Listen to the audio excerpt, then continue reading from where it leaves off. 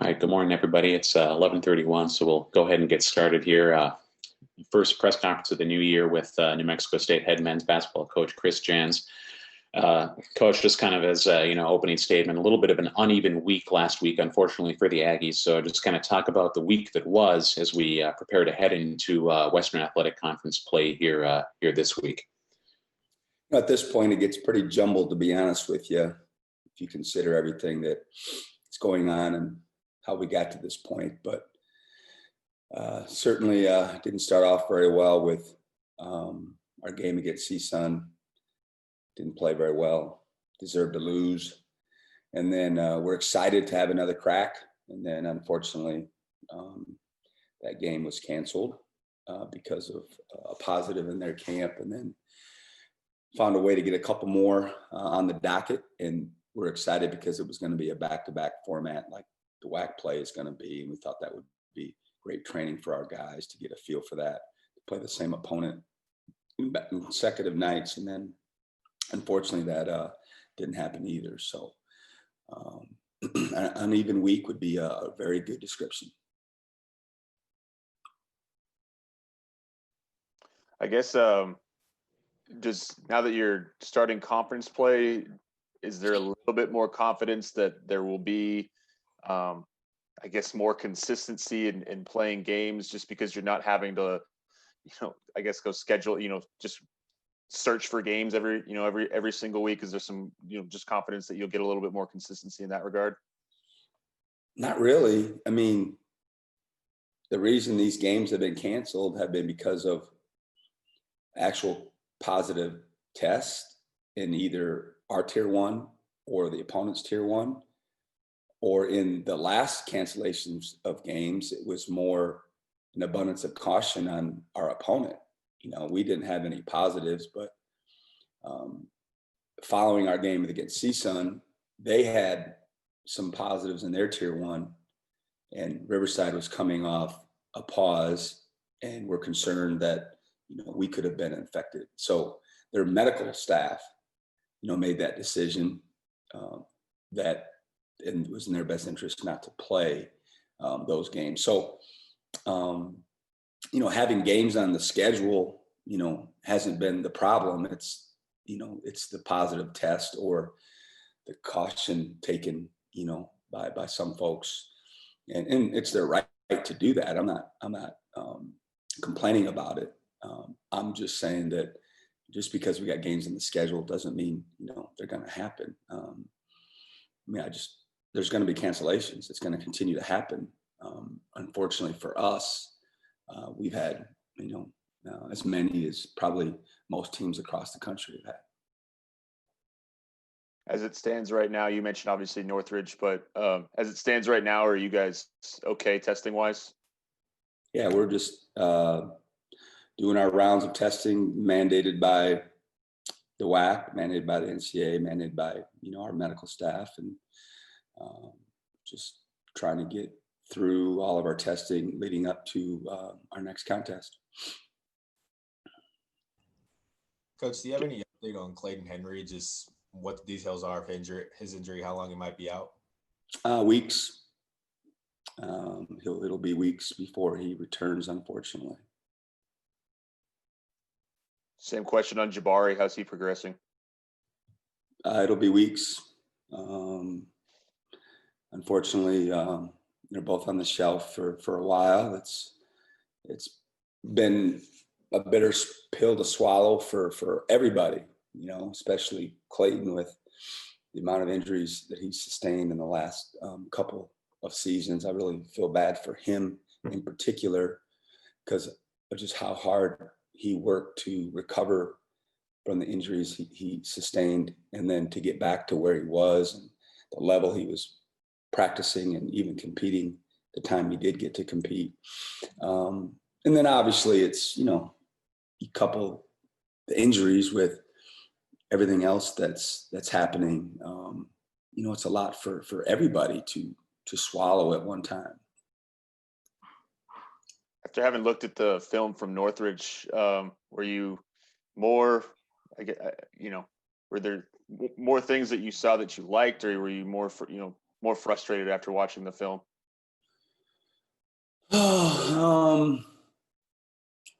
Just really disappointed on how we lost. You know, we just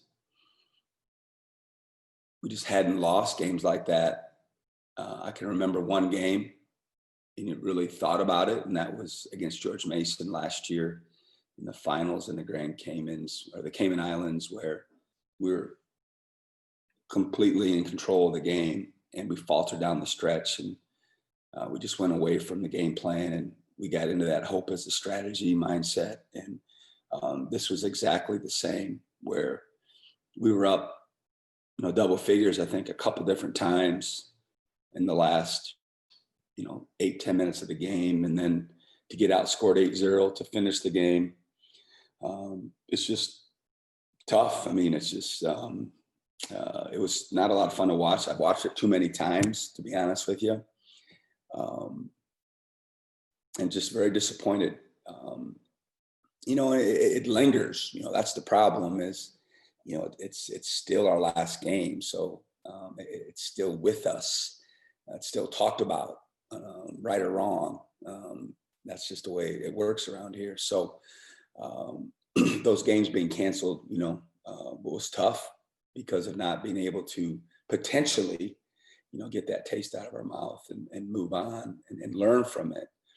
You know, every coach, most coaches, I would imagine, talk about learning while you win, which is always a great mantra. But, you know, obviously when you lose, I mean, you're forced to learn a lot and to grow and get better from the video and from the outcome. And certainly that's the mode we're in now.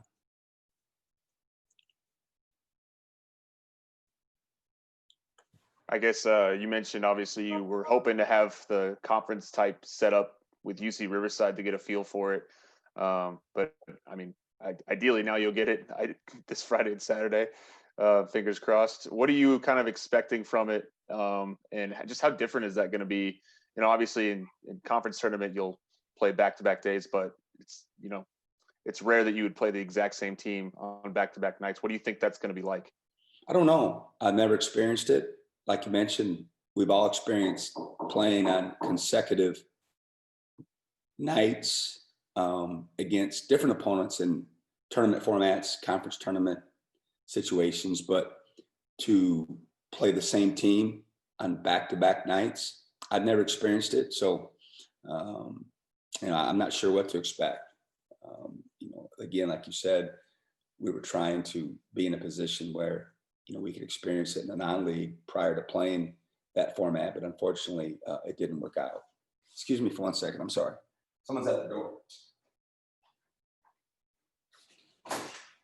It's all right. Thanks, bud. Appreciate it. Yep. See, I wasn't kidding about the most important part of the day. Lunch is served. They're a little early today. See how much it brightened my mood up? Jason Deli looks pretty good. Yeah, I never want to know what it is either. I like the surprise aspect of it. So, Charlie, you need to have them deliver the food right before this press conference every Monday. Yeah, I'll see if we can talk with Zach and see if we can work that out, Jeff. I guess just more on the back-to-back things. I mean, do you foresee like would you hold stuff back in game one to wait for game two to see how it plays out? Yeah, I think I'm going to talk about that. We're going to talk about strategy going into the games, man. Come on. We're all friends here. Come on. Oh, yeah. Yeah. I'm going to tell you how we're going to play and how we're going to ball screen and defend them too. That's the next question. Yeah, I don't know. You know, I don't know. We'll see how it plays out. You know, I'm a big believer that can't teach experience, and none of us have experience dealing with this situation. And we'll figure it out on the fly and make some decisions as a staff going into it. What we decided to do is, so on Friday, we're in Riverside and we're practicing, and, you know, things are going well. We're excited. You know, we're playing the next 2 days and guys are getting after it. And probably 30 minutes into practice, James Miller comes strolling up to me with this very awkward and concerned look on his face. And he said, "I need to talk to you." And I'm like, "Right now?" He's like, "Yep." And he goes, the games are off. And, I felt like someone drove a stake into my heart. And so we just kind of move on to a shooting drill where I can talk to, the trainer and my staff and kind of get up to speed. And basically they were explaining to me that their medical staff was basically telling the basketball program that they did not want them to play the games this weekend, even though we didn't have any positive tests at that point.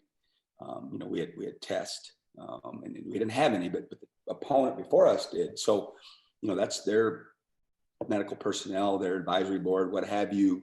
And so I'm trying to get my head around it, asking questions, et cetera. And our trainer had apparently been going back and forth with theirs during practice, which I was oblivious to. So the shooting drill was like 3 minutes long. And toward the end of it, I went back to James and Mike and like, okay, so are you telling me 100% we are not playing tomorrow? And they're like, yep. So we got about an hour left on the court. I'm trying to, keep my emotions in check. And we just switched course. Like we went from scout mode to most of our drills, most of the stuff we had been doing, what we were going to do, straight Riverside, playing them two back-to-back games. So we just started doing like our normal drills, that we would do like in the fall when we didn't have an opponent looming. And we just and we ran. I mean, we ran a lot harder. We ran a lot more. I mean, those guys had to be going, what is he doing? Why are we doing this? And we just say, hey, we're out here. We're lathered up, and who knows where we're going to play next at that point. So most of the staff are over on the side, and they're on the phones trying to find someone to play. They're trying to, they're back on the phones. And it was wild. It was a wild hour. We practiced more Aggie basketball and we didn't do any of our scout stuff. And so that was weird. That was a weird deal. And then we ended up, made the decision within a couple hours after that, like didn't look good on finding an opponent. And we didn't want to stay out there for another 3-4 days and not play. So we decided to, pick up our stakes and pack our tent up and come home. And we did. And then we practiced Saturday and Sunday. We kind of regrouped, reset, obviously, shared with the team what was going on. And we just went back to working on ourselves for 3 straight days. And then, and we gave them off today. And then we'll get, Tuesday, Wednesday will be, and Thursday, obviously, will be straight scout, more than just us. And but it was a change of philosophy, on the fly, if you will. And that was a very weird experience, to be honest with you, to be told that during practice and then just completely alter the practice plan and make new teams and not have a scout team and go back to playing 5 versus 5 and just working on us and the drills that we would do. And that was the first for sure. So that's kind of where we're at.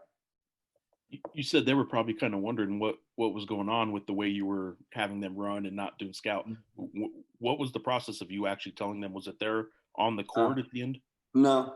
When did you tell them in relation to finding out? We had to get off the court because they were coming behind it. Right? You know how that works. So let's say we got done at 1:10, they were coming at 1:15. It was like, let's go. And then we just got them on the bus and got on the bus and we got to the hotel. We went straight to our meeting room.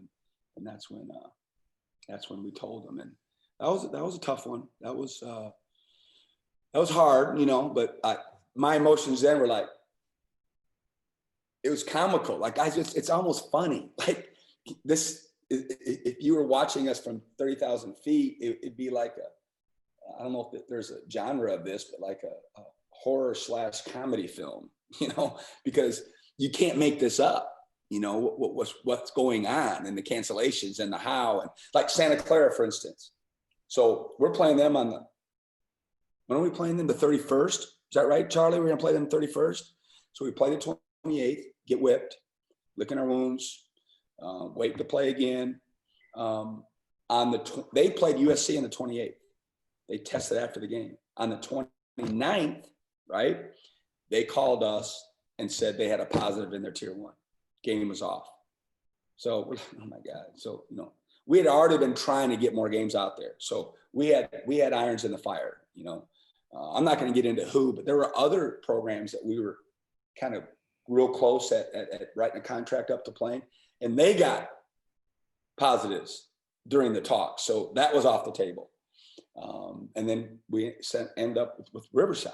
Well, Santa Clara calls us game day, the 31st, and says, hey, you ain't going to believe this, but we tested the next day and we were all negative. And, you know, we're like, wow. I mean, like, that's crazy, right?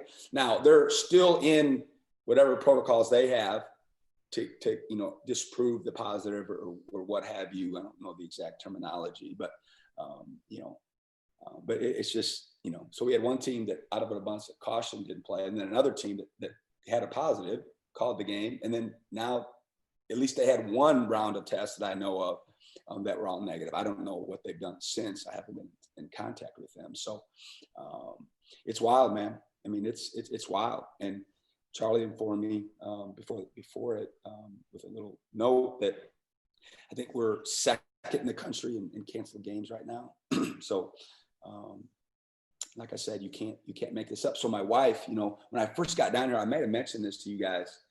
I told the guys, like, if you guys are on top of it, you would keep a journal. Like, this would be a great opportunity to keep a journal, because someday, you know, you want to share with your grandkids, your kids, whomever, you know, about the pandemic. And then what we're going through on top of it all. Like, so one of them said, yeah, I'm on it, you know, and of course, like most of us get it for about 2-3 days, right? So my my wife showed up the other day and she got me a journal. And she gave it to me last night. So I needed to put my money where my mouth is, and I need to be keeping my own journal to remember these times someday down the road. Chris, do you ever want to go to the state of California again? I mean, considering all that's gone on with that state, with you guys trying to schedule games, just figure you're happy you probably don't have to go there again. Well, yeah, we don't actually. Yeah, we play Cal Baptist here.